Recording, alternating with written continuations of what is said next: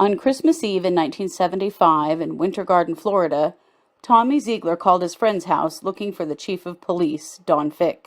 What Chief Ficke heard on the phone set in motion a story that still isn't fully understood 45 years later. Tommy was found at his furniture store with a gunshot wound to the stomach. Further into the store, a macabre scene unfolded. His wife and in-laws were found dead in pools of their own blood. Another man, Charlie Mays, was also found dead. Tommy told police that Charlie tried to rob the store and opened fire on Tommy and his family. Tommy's story quickly fell apart, and he was charged with first-degree murder. In July of 1976, Tommy was convicted of quadruple murder and sentenced to death.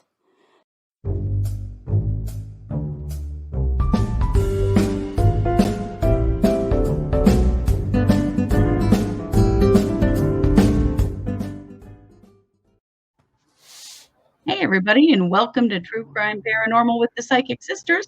I'm Christy Bradley here with my sister, co-host, and partner in crime, Katie Weaver. Hey, Katie. Hello.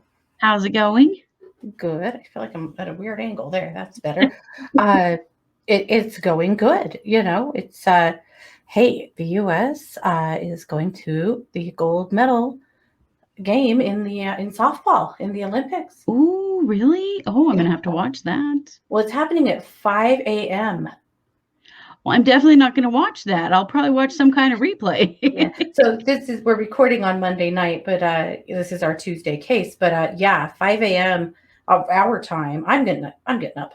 But you're pretty hardcore. They've gone undefeated, and now they're in the title game against Japan. And they beat Japan late last night with a walk-off home run in the bottom of the seventh. It's been crazy. Yeah. Wow.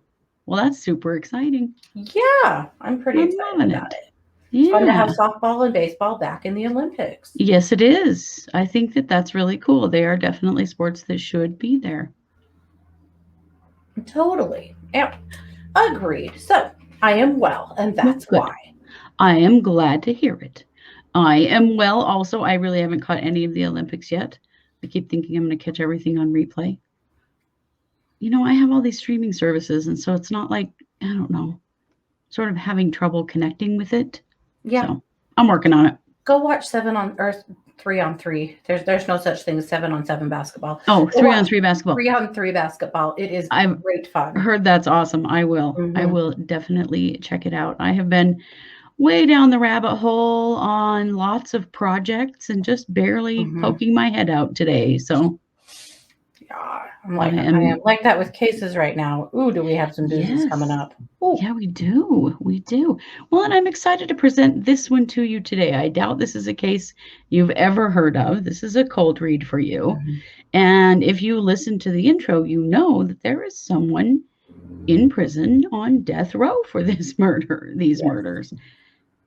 So I'm just going to tell you the story, and it's kind of convoluted and it's kind of complicated, but I'm going to tell you this story because Tommy Zeigler, who is the person on death row, has maintained his innocence adamantly for the last 45 years.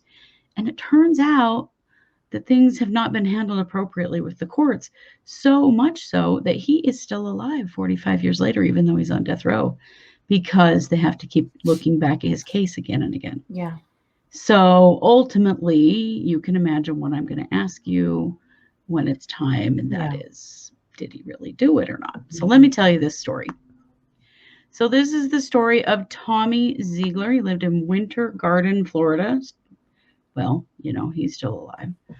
And this is about the murder of his wife, Eunice, and her parents, the Edwards. I'll get their first names to you. Oh, Perry and Virginia Edwards, as well as a man named Charlie Mays. So Tommy owned a furniture store in Wintergarden, and he was kind of well known. He was one of those businessmen that's always at every local community event, sort of making himself known. Yeah. So this was on Christmas Eve in 1975. So there was a Christmas party going on, and Tommy and Eunice were actually invited to be there, and they were going to ride with Dawn and Rita Ficke. And Dawn Ficke was the chief of police, and they were friends, and they were going to ride to this party. Mm-hmm. But the time for them to meet up for the party kind of came and went, and they couldn't find Tommy and Eunice, and so the Fickes just went on to the party because they were like, "Hey, we're still going to have our Christmas Eve." Yeah. So at 9:18 p.m., Tommy Zeigler calls the home of the party and asks for Dawn, the chief of police. And he says there's been a robbery at his store and that he's been shot and that he needs help. It's always kind of been a weird thing that he called the chief of police instead of just dialing 911. But a lot of people say this was a small town. He knew the people that he needed were going to be at that party. And so this was just faster. Yeah. So, I mean, this is a small place. It only takes 3 minutes for them to get from the party to the store. He comes out of the store. They help him. He's covered in his shirt is covered in dried blood. By 9:23, 2 minutes later, he's checked into the hospital and sent into surgery, where they find that the bullet that went into his abdomen missed his liver by centimeters. So while Tommy is off, being medically stabilized, Detective Dawn Fry of the Orange County Sheriff's Office kind of takes over the crime scene. Well, inside the store, they find 4 bodies. Eunice Ziegler, Perry and Virginia Edwards, who are Eunice's parents, and Charlie Mays, who is a man that runs a team of migrant workers who pick oranges in the area, and known to Tommy as somebody who buys furniture and various things on credit at his store. Okay. So he was familiar with all of them. Mm-hmm.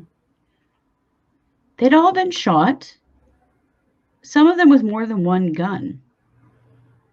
And both men had also been beaten pretty severely physically. So the evidence in this case was super complicated, as you can imagine. There is blood everywhere. There had been a breaker flipped in the store. And so for a while, there was no power. Like everything was in the dark. Weird. Right. There's bloody footprints around. There are several discarded guns laying about. And then they're trying to analyze like blood spatter and spray, and and trying to figure out who died first. And then there are things like sitting on top of dried blood, which seems weird. Like,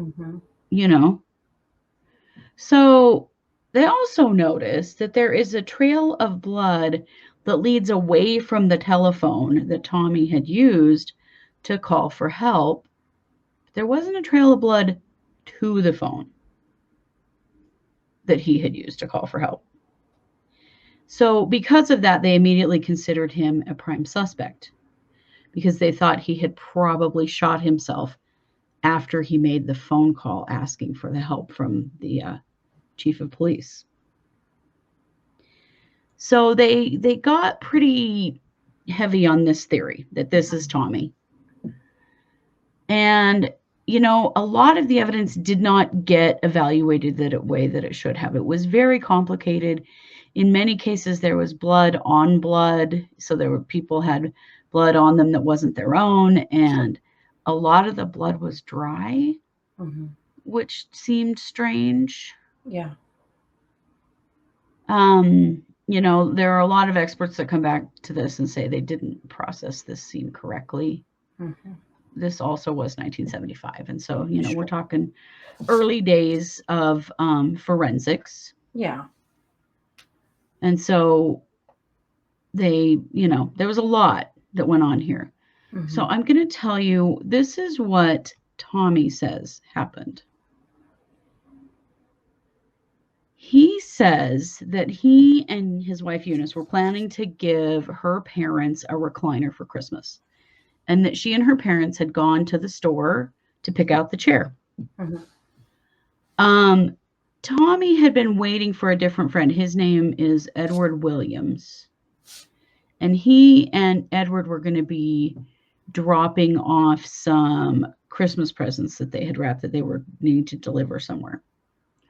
And he was supposed to meet Edward at his house at 7 p.m. And Edward was late. And when he did get there, Williams took him to the store. Mm-hmm. So Tommy says he went into the store that was dark, the lights weren't on, that he tried to turn on the lights and couldn't. They knew later that the breaker had actually been flipped. He said that he was assaulted by at least 2 men. And there was some testimony that he did have a lump on the back of his head, although we don't know how he got it. Mm-hmm. And that his glasses had been broken, and they were found broken in the store, but we don't know how they were broken. He says that he may have fired 1 shot in self-defense from a .22 that he wore in a holster. But apparently this gun jammed and he threw it at his assailants, is what he said. He also had a .357 Colt pistol in a desk drawer there in the store, and that he went and got that, and that he may have also fired shots with this. There's a lot of he may have, and this is how he reported it, as though he was unsure of what he had done. He says that he doesn't really remember how many shots he fired before he was shot and knocked to the floor unconscious, that he passed out for a while. He says that when he woke up, the men were gone, and he crawled around the store to try to find a phone to call the chief of police at the party. So that was his story.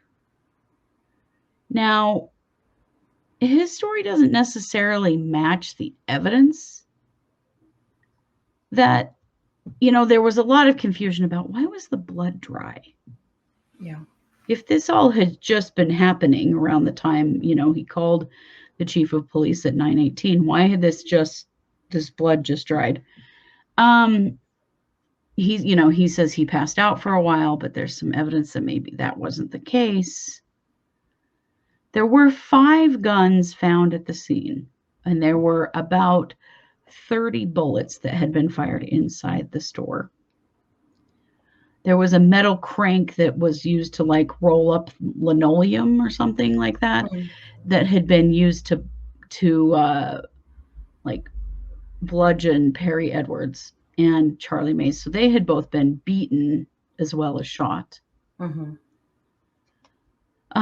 There were a few other weird things that went on around earlier in the day. So earlier in the day, a couple of men, a man named Felton Thomas and Charlie Mays, were asked by Tommy to go out into an orange grove and fire some guns.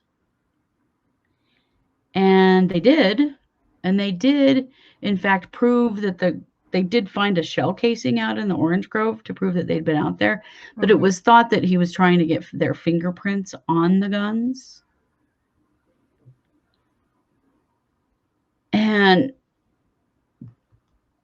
I don't know, there was all this kind of setup that sort of made it look like he was trying to set up these 3 men. So there was Charlie Mays and Felton Thomas, and then the other man who he had drive him back to the furniture store after they were dropping off presents.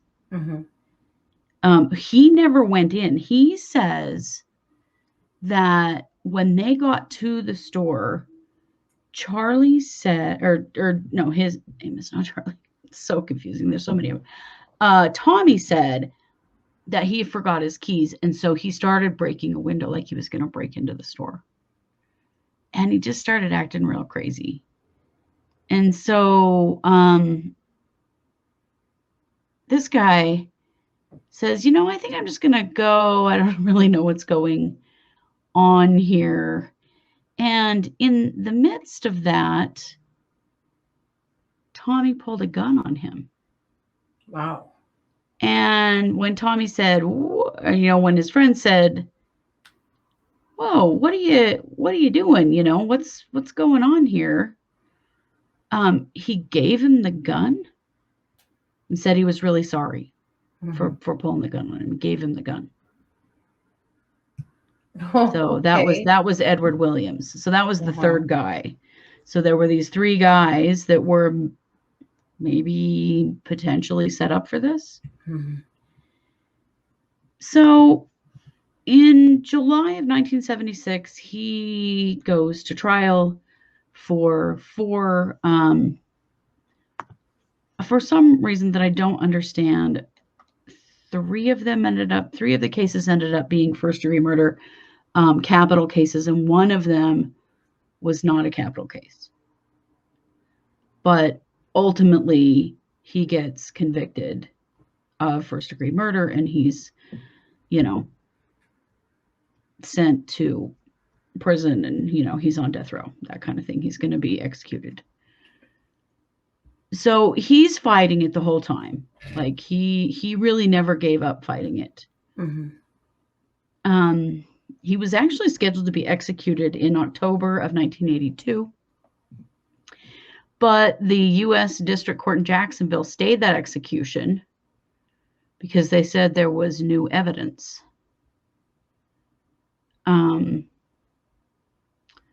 So that didn't really get him anywhere. And so then he was scheduled again to be executed in May of 1986. This time, the execution was stayed by the 11th Circuit Court of Appeals due to inadequate representation. And in April 1988, Ziegler's death sentence was actually overturned. And then he was resentenced to the death penalty. It's just very, very convoluted. He has fought every little tiny possible thing he could fight. In 2005, he made a request for a new trial. That was denied because DNA failed to conclude that Charlie Mays was the perpetrator. However, he has been denied the right to have his own DNA analysis done of some of the evidence. That happened in 2013 and 2016. Okay. And then again in 2017, he was denied touch DNA analysis. So in May of 2021, okay, so we are now 46 years since these murders.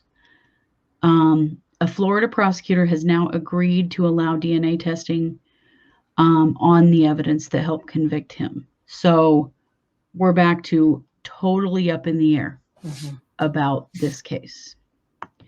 So I want us to take a little break. And when we come back, I want to ask you some questions about Tommy Zeigler and these murders. Okay.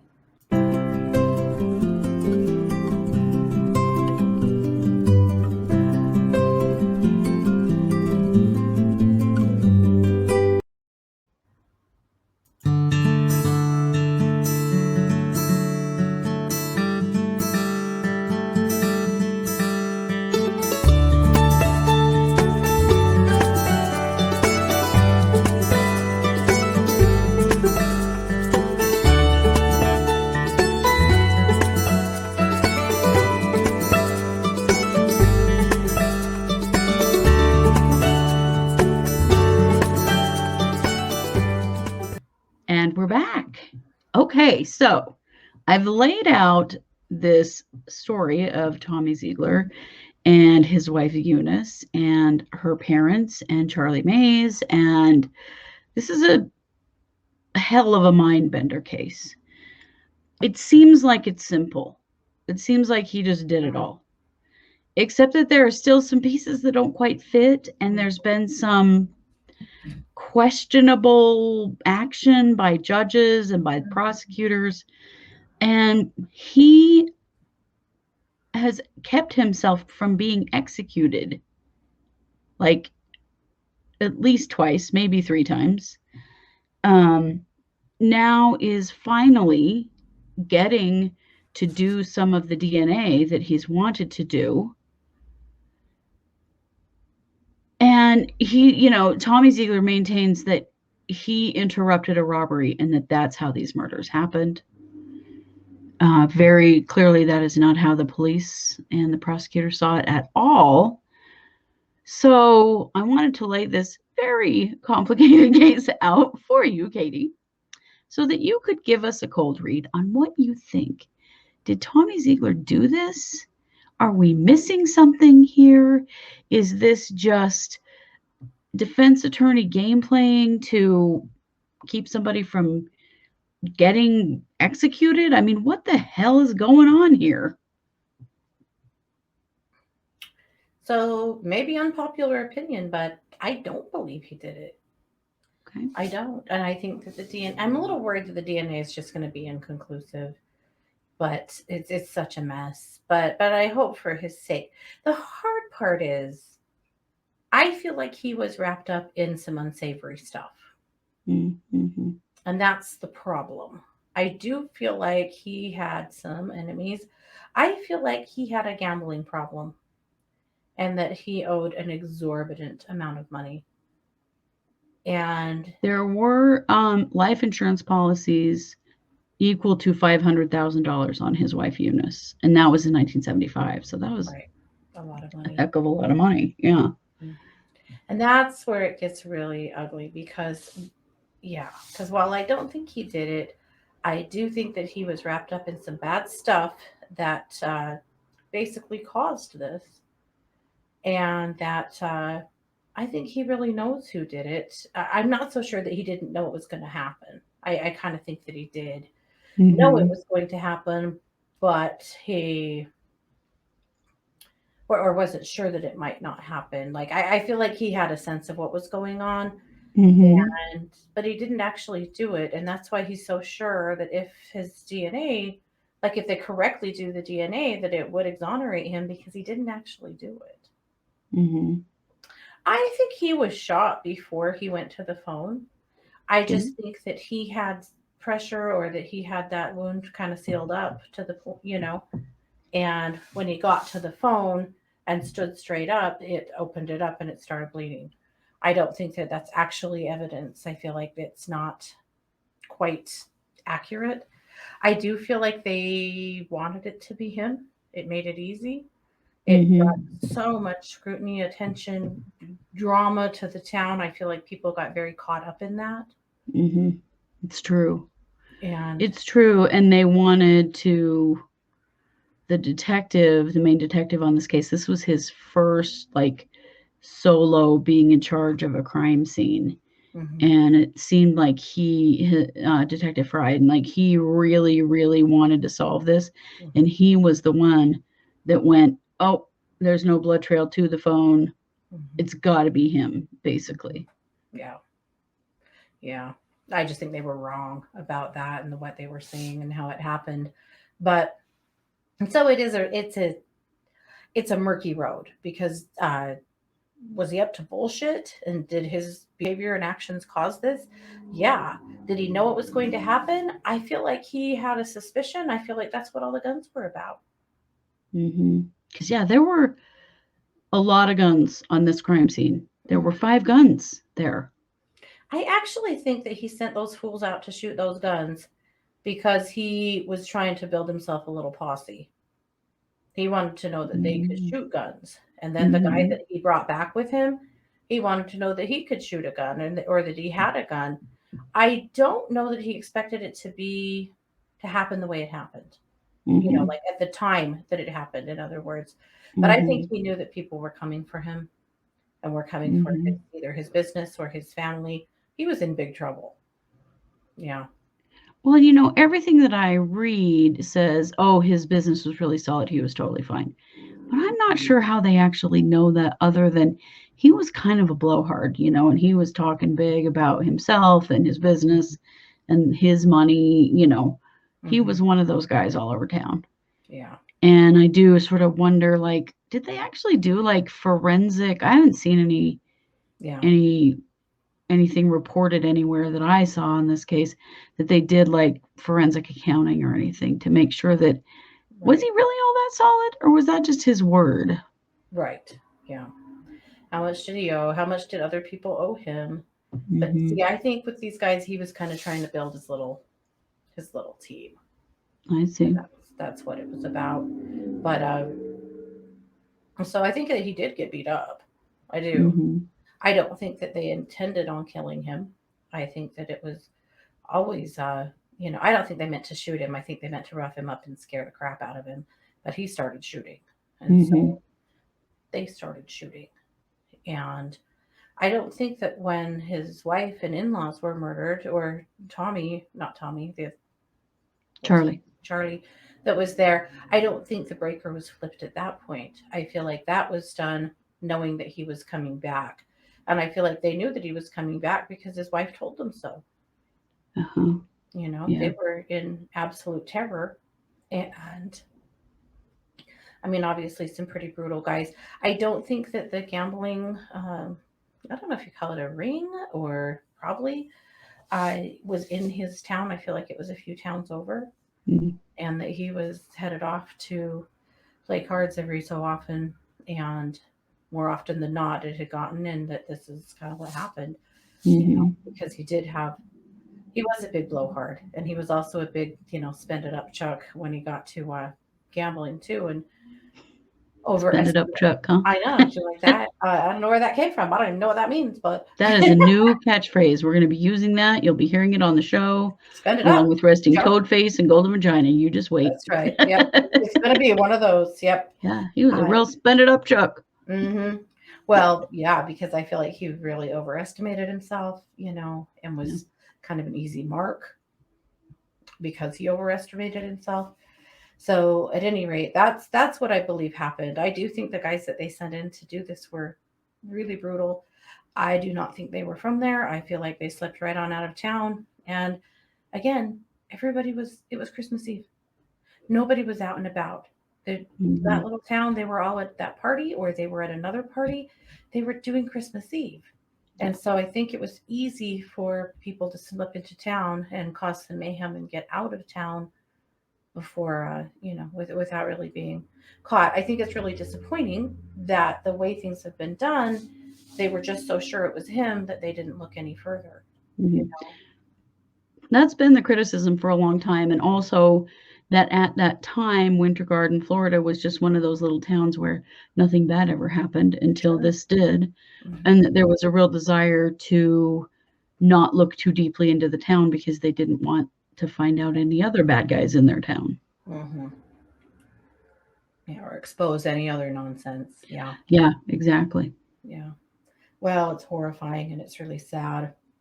I'll be really interested to see what the new DNA says. My gut feeling is it's not going to say much, They're but trying to look at like touch DNA, yeah, and one issue was that there's blood on various pieces of clothing where there's like spatter and then there's spatter over top of that. So there's some of it is about the timeline about who was killed first and somebody's blood dried on top of, on their clothes and then somebody else's dried on top of that kind of thing that they're trying to, kind of breaks down the timeline, but then also touch DNA about various places. I mean, I hope they have the evidence for touch DNA because did they even know that was a thing in 1975? I know that's my worry is that what they have Um, isn't going to be Unless worth they're a just damn. But using like the fingerprints they have. I don't know. I'm not sure what they're using, but yeah, that's kind of what he's trying to get reviewed. hmm, yeah. And Well, I one don't. question was that because there was so much blood spatter, that you can't just test one little tiny spot of a piece of fabric because that might not tell you whose DNA is on the entire piece of fabric. Yeah. So you have to te- test multiple spots and stuff like that. So Interesting though, where they have daughter and parents, that they should be able to sort that out. You know. right, right, they should, but it really hasn't been as of yet. Yeah. Although at one point they did determine that Charlie Mays wasn't the murderer by DNA. I don't know how they could have determined that only by DNA. Right. considering what a mess this crime scene was. But Charlie was not the murderer. I don't think that Charlie no. was a super smart guy. I think Charlie Hmm. wanted friends. I feel like he was kind of flattered that Tommy was, he'd let him buy on credit. He was nice to him. He trusted him to go out and shoot some guns and let him know how they shot. And, Yeah.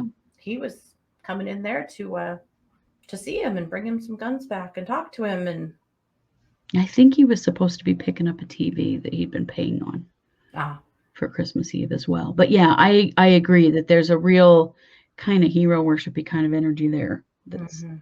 sad. I do think that he and the father-in-law tried to fight back.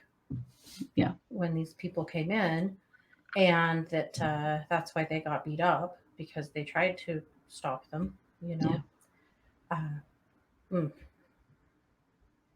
it's so ugly.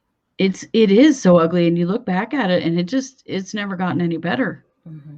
You So know, and you think about if that were to happen now, our capabilities, law enforcement's capabilities of, crime scene management and forensics and stuff, yeah, it'd be a very different picture than it was back then. And I think it's very hard to use the technology of today on the evidence that was collected then. hmm, Will that really answer any questions at this point? I kind of don't think it will, unfortunately, but yeah.